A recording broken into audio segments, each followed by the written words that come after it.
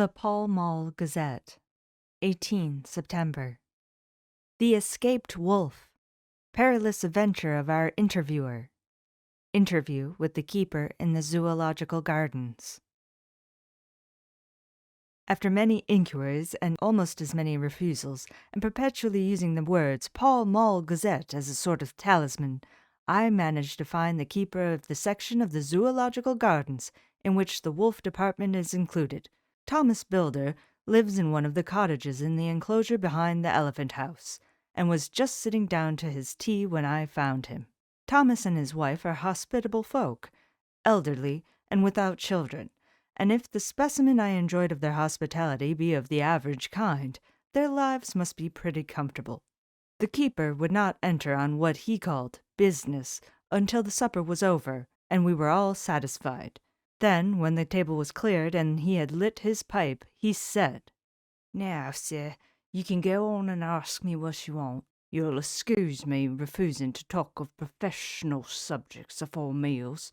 I gives the wolves and the jackals and the hyenas in all our section their tea afore I begins to ask them questions." "How do you mean ask them questions?" I queried, wishful to get him into a talkative humor. "Hitting 'em over the head with a pole is one way, scratching of their ears is another, when gents is aflush wants a bit of a show-off to the gals. I don't so much mind the first, the hitting with the pole afore they chucks in their dinner, but I waits till they've had their sherry and coffee, so to speak, afore I tries on with the ear-scratching. Mind you," he added philosophically, "there's a deal of the same nature in us as in them there animals. Here's you a-comin' and asking me questions about my business, and I that grumpy like that only for your bloomin' half-quid I'd a seen you blowed first 'fore I'd answer. Not even when you asked me sarcastic like if I'd like you to ask the superintendent if you might ask me questions. Without offense, did I tell you to go to hell?" "You did." "And when you said you'd report me for using of obscene language, that was hitting me over the head. But the half-quid made that all right. I warn't a-going to fight, so I waited for the food, and did with my owl as the wolves and the lions and tigers does. But Lord love your heart, now that the old woman has stuck a chunk of her tea-cake in me and rinsed me out with a bloomin' old teapot, and I've lit up, you may scratch my ears for all you're worth, and won't even get a growl out of me. Drive along with your questions. I know what you're coming at. That 'ere escaped wolf." "Exactly. I want you to give me your view of it. Just tell me how it happened, and when I know the facts I'll get you to say what you consider was the cause of it, and how you think the whole affair will end." "All right, governor. This here's about the whole story. That 'ere wolf what we call Pasika was one of 3 grey ones that came from Norway to Jumrocks, which we bought off him 4 years ago. He was a nice, well-behaved wolf that never gave no trouble to talk of. I'm more surprised at him for wanting to get out nor any other animal in the place. But there, you can't trust wolves no more nor women." "Don't you mind him, sir," broke in Mrs. Tom with a cheery laugh. "he's got minded the animals so long that blest if he ain't like an old wolf hisself. But there ain't no harm in him." "Well, sir, it was about 2 hours after feeding yesterday when I first heard my disturbance. I was making up a litter in the monkey house for a young puma which is ill, but when I heard the yelping and howling I came away straight. There was Berserker a-tearing like a mad thing at the bars, as if he wanted to get out. There wasn't much people about that day, and close at hand was only one man, a tall, thin chap, with a hook nose and a pointed beard with a few white hairs running through it. He had a hard, cold look and red eyes. I took a sort of mislike to him, for it seemed as if it was him that they was irritated at. He had white kid gloves on his hands, and he pointed out the animals to me and says, 'Keeper, These wolves seem upset at something. Maybe it's you, says I, for I did not like the airs he gives himself. He didn't get angry as I hoped he would, but he smiled a kind of insolent smile, with a mouth full of white, sharp teeth. Oh no, they wouldn't like me, He says. Oh, yes, they would, says I, and imitating of him. They always likes a bone or two to clean their teeth on about tea time, which you has a bag full. Well, it was an odd thing, but when the animals see us talking, they lay down, and when I went over to Berserker, he let me stroke his ear same as ever. That there man came over, and blessed, but if he didn't put in his hand and stroke the old wolf's ears too. Take care, says I, Berserker is quick. Never mind, he says, I'm used to him. Are you in the business yourself, I says, taking off my hat, for a man what traves in wolves, etc., is a good friend to keep us. No, says he, not exactly in the business, but I've made pets of several. And with that he lifts his hat as polite as a lord and walks away. Old Berserker kept a looking after him till he was out of sight, and then he went and lay down in a corner, and wouldn't come out the whole evening. Well, last night, soon as the moon was up, the wolves here all began howling. There warn't nothing for 'em to howl at. There warn't no one near, except someone that was evidently a calling a dog somewheres out back of the gardens in the Park Road. Once or twice I went out to see that all was right, and it was. And then the howling stopped. Just before 12 o'clock, I just took a look round afore turning in, and bust me, but when I came opposite to old Berserker's cage, I see the rails broken and twisted about, and the cage empty. And that's all I know for certain. Did anyone else see anything? One of our gardeners was coming home about that time from an harmony, when he sees a big grey dog coming out through the garden edges.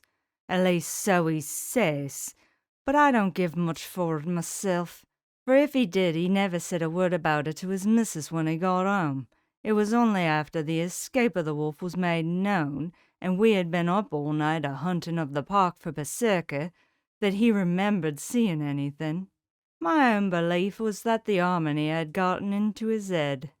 Now, Mr. Builder, can you account in any way for the escape of the wolf? Well, sir, he said, with a suspicious sort of modesty, I think I can, but I don't know as how you'd be satisfied with the theory. Certainly I shall, if a man like you, who knows the animals from experience, can't hazard a good guess at any rate. Who is even to try? Well then, sir, I accounts for it this way. It seems to me that there wolf escaped simply because he wanted to get out. From the hearty way that both Thomas and his wife laughed at the joke, I could see that it had done service before, and that the whole explanation was simply an elaborate sell. I couldn't cope in badinage with the worthy Thomas, but I thought I knew a sure way to his heart, so I said, Now, Mr. Builder, we'll consider that first half-sovereign worked off, and this brother of his is waiting to be claimed when you've told me what you think will happen. Right ya, sir, he said briskly. Well, you'll excuse me, I know, for a chaffing of you, but the old woman here winked at me, which was as much as telling me to go on. Well, I never, said the old lady. My opinion is this, that wolf is hiding off somewheres. The gardener what didn't remember said he was a galloping northward faster than a horse could go, but I don't believe him, for you see, sir, wolves don't gallop no more nor dogs does. They not being built that way. Wolves is fine things in storybook, and I dessay when they get St. Paxton does be chivvying something that's more afeard than they is, they can make a devil of a noise and chop it up whatever it is. But Lord bless you, in real life a wolf is only a low creature, Not half so clever or bold as a good dog, and not half a quarter so much fighting him. This one ain't been used to fighting, or even providing for herself, and more like he's somewhere round the park a-hiding and a-shivering of. And, if he thinks at all, wondering where he's to get his breakfast from. Or maybe he's got down some area and is in a coal cellar. My eye, won't Sam Cook get a rum start when she sees his green eyes a shining out of her out of the dark. If he can't get food, he's bound to look for it, and mayhap he may chance to light on a butcher's shop in time. If he doesn't, and some nursemaid goes walking off with a soldier, leaving of the infant in the perambulator, well, then I shouldn't be surprised if the census is one babby the less, that's all. I was handing him the half-sovereign when something came bobbing up against the window, and Mr. Builder's face doubled its natural length with surprise. "God bless me," he said. "There ain't old Berserker come back by hisself." He went to the door and opened it, a most unnecessary proceeding it seemed to me. I have always thought that a wild animal never looks so well as when some obstacle of pronounced durability is between us. A personal experience has intensified rather than diminished that idea. After all, however, there is nothing like custom, for neither Builder nor his wife thought any more of the wolf than I should of a dog. The animal itself was as peaceful and well-behaved as that father of all picture wolves, Red Riding Hood's quondam friend, whilst moving her confidence in masquerade. The whole scene was an unutterable mixture of comedy and pathos. The wicked wolf that for half a day had paralyzed London and set all the children in town shivering in their shoes was there in a sort of penitent mood, and was received and petted like a sort of vulpine prodigal son. Old Builder examined him all over with the most tender solicitude, and when he had finished with his penitence, said, "There, I knew the poor old chap would get into some kind of trouble. Didn't I say it all along? Here's his head all cut and full of broken glass. He's been a-getting over some bloomin' wall or other. It's a shame the people are allowed to top their walls with broken bottles. This here's what comes of it. Come along, Berserker." He took the wolf and locked him up in a cage, with a piece of meat that satisfied, in quantity at any rate, the elementary conditions of the fatted calf, and went off to report. I came off too, to report the only exclusive information that is given today regarding the strange escapade at the zoo. Dr. Seward's Diary, 18 September. Just off for train to London. The arrival of Van Helsing's telegram filled me with dismay. A whole night lost, and I know, by bitter experience, what may happen in a night. Of course it is possible that all may be well, but what may have happened? Surely there is some horrible doom hanging over us, that every possible accident should thwart us in all we try to do. I shall take the cylinder with me, and then I can complete my entry on Lucy's phonograph. I drove at once to Hillingham and arrived early. Keeping my cab at the gate, I went up the avenue alone. I knocked gently and rang as quietly as possible, for I feared to disturb Lucy or her mother, and hoped to only bring a servant to the door. After a while, finding no response, I knocked and rang again. Still no answer. I cursed the laziness of the servants that they should lie abed at such an hour, for it was now 10 o'clock, and so rang and knocked again, but more impatiently, but still without response. Hitherto I had blamed only the servants, but now a terrible fear began to assail me. Was this desolation but another link in the chain of doom which seemed drawing tight around us? Was it indeed a house of death to which I had come too late? I knew that minutes, even seconds of delay, might mean hours of danger to Lucy if she had again one of those frightful relapses, and I went round the house to try if I could find by chance an entry anywhere. I could find no means of ingress. Every window and door was fastened and locked, and I returned baffled to the porch. As I did so, I heard the rapid pit-pat of swiftly driven horses' feet. They stopped at the gate, and a few seconds later I met Van Helsing running up the avenue. When he saw me, he gasped out, "Then it was you, and just arrived. How is she? Are we too late? Did you not get my telegram?" I answered as quickly and coherently as I could that I had only got his telegram early in the morning, and I had not lost a minute in coming here, and that I could not make anyone in the house hear me. He paused and raised his hat as he said solemnly, "Then I fear we are too late. God's will be done." With his usual recuperative energy, he went on, "Come, if there be no way to open to get in, we must make one. Time is all in all to us now." We went round to the back of the house, where there was a kitchen window. The professor took a small surgical saw from his case, and handing it to me, pointed to the iron bars which guarded the window. I attacked them at once and had very soon cut through 3 of them. Then, with a long, thin knife, we pushed back the fastening of the sashes and opened the window. I helped the professor in and followed him. There was no one in the kitchen or in the servants' rooms, which were close at hand.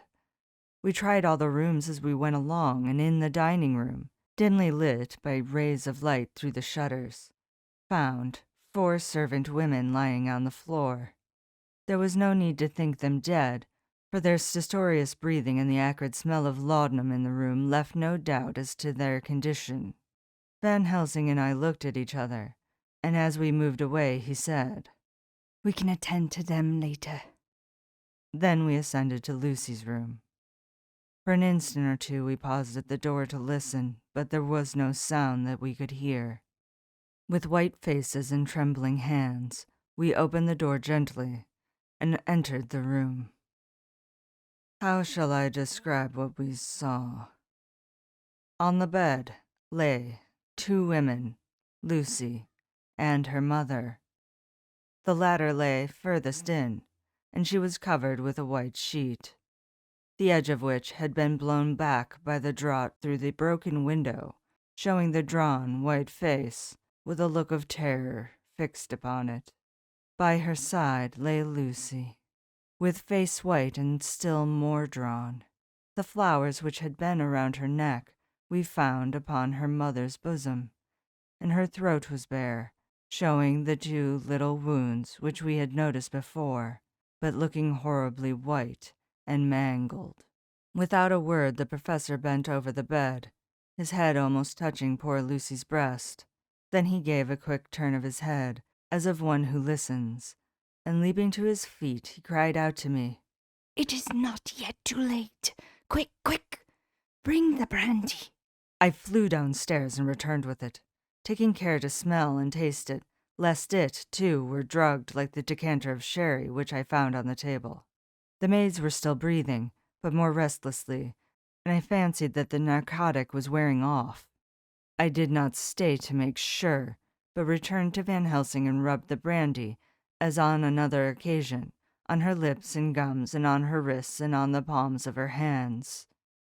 He said to me, "I can do this, all that can be at the present. You go wake those maids. Flick them in the face with a wet towel, and flick them hard. Make them get heat and fire and a warm bath. This poor soul is nearly as cold as that beside her. She will need to be heated before we can do anything more." I went at once and found little difficulty in waking 3 of the women. The 4th was only a young girl, and the drug had evidently affected her more strongly, so I lifted her on the sofa and let her sleep. The others were dazed at first, but as remembrance came back to them, they cried and sobbed in a hysterical manner. I was stern with them, however, and would not let them talk. I told them that one life was bad enough to lose, and that if they delayed they would sacrifice Miss Lucy. So, sobbing and crying, they went about their way, half clad as they were, and prepared fire and water.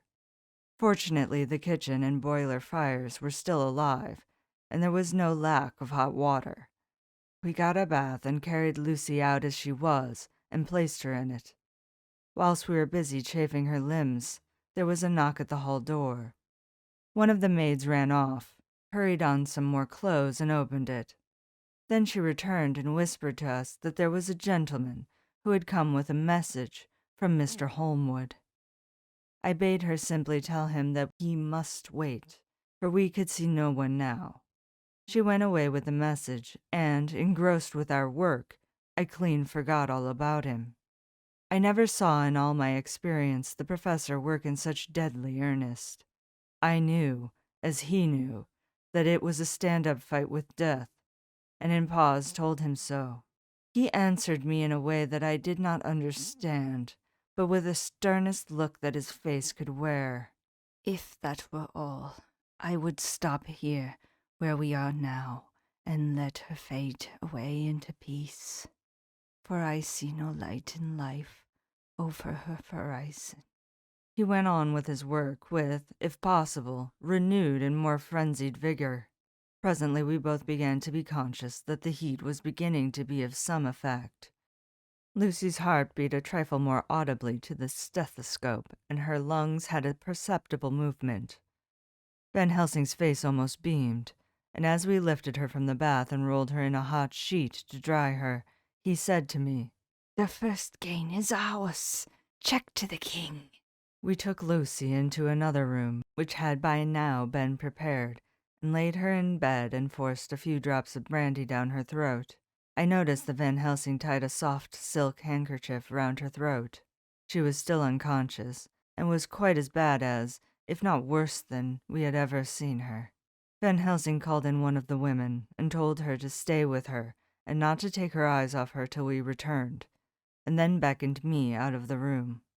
"We must consult as what is to be done," he said as we descended the stairs. In the hall he opened the dining-room door, and we passed in, he closing the door carefully behind him. The shutters had been opened, but the blinds were already down, with that obedience to the etiquette of death which the British woman of the lower classes always rigidly observes. The room was, therefore, dimly dark. It was, however, light enough for our purposes. Van Helsing's sternness was somewhat relieved by a look of perplexity. He was evidently torturing his mind about something, so I waited for an instant, and he spoke. "What are we to do now? Where are we to turn for help?" "We must have another transfusion of blood, and that soon, or that poor girl's life won't be worth an hour's purchase. You are exhausted already. I am exhausted too. I fear to trust those women, even if they would have courage to submit. What are we to do for someone who will open his veins for her?" "What's the matter with me, anyhow?"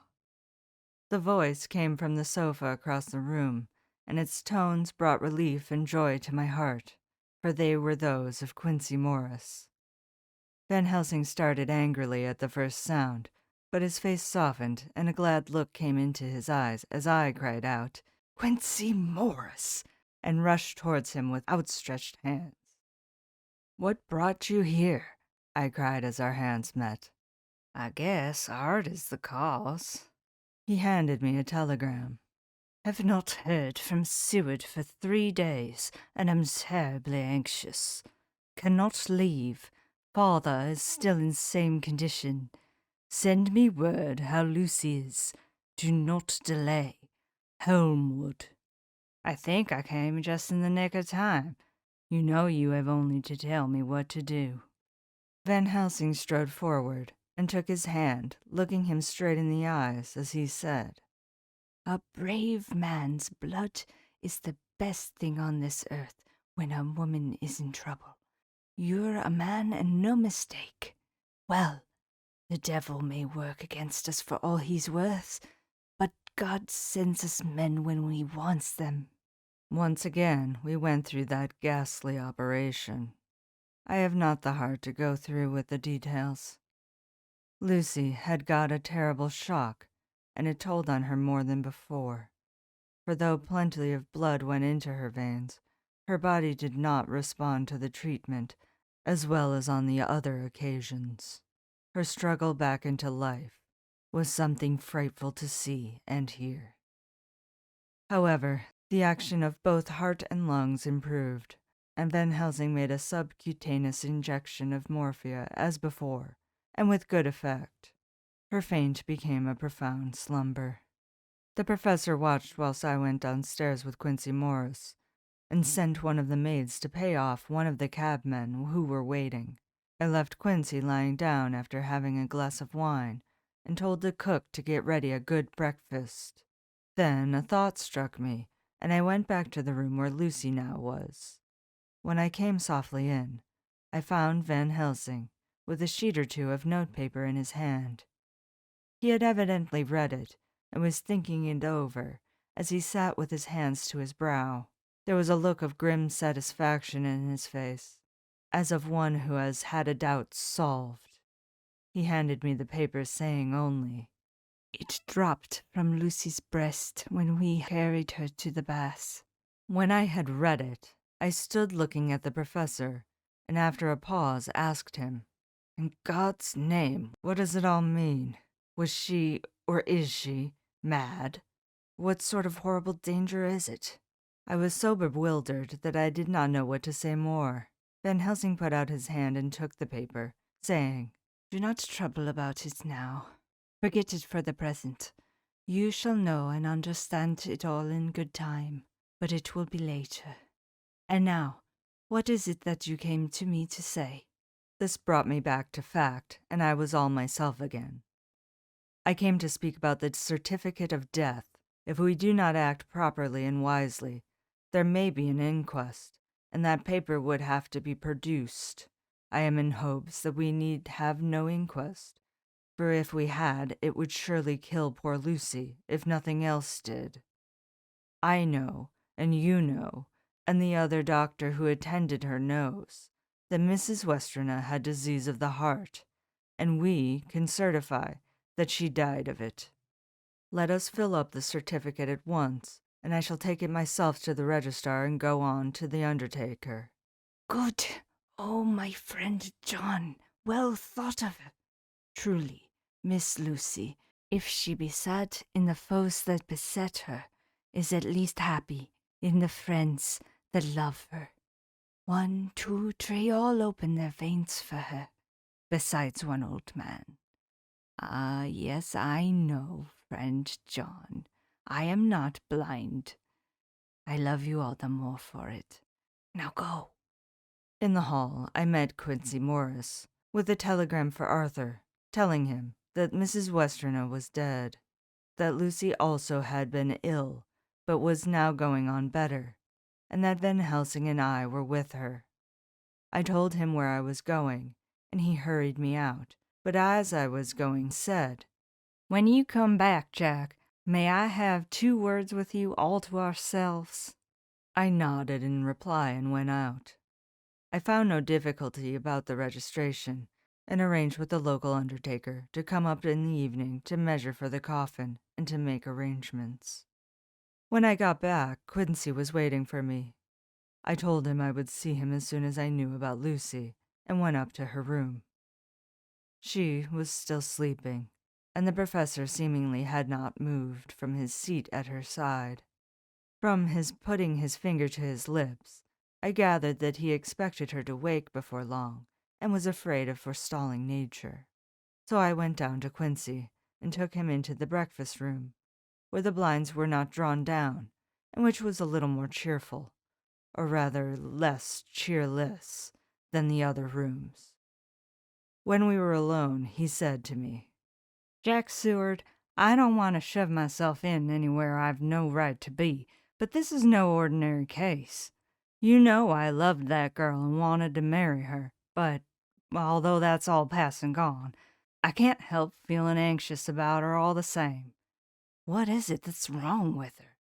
The Dutchman, and a fine old fellow he is, I can see that, said that time when you 2 came into the room that you must have another transfusion of blood, and that both you and he were exhausted. Now I know well that you medical men speak in camera, and that a man must not expect to know what they consult about in private, but this is no common matter, and, whatever it is, I have done my part. Is not that so?" "That's so." I said, and he went on. I take it that both you and Van Helsing had done already what I did today. Is not that so? That's so. And I guess Art was in it too. When I saw him 4 days ago down at his own place, he looked queer.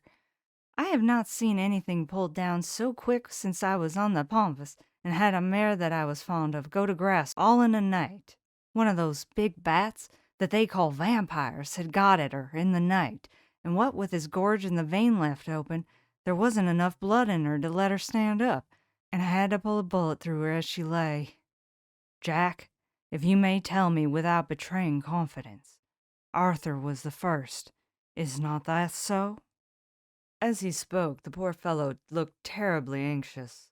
He was in a torture of suspense regarding the woman he loved, and his utter ignorance of the terrible mystery which seemed to surround her intensified his pain.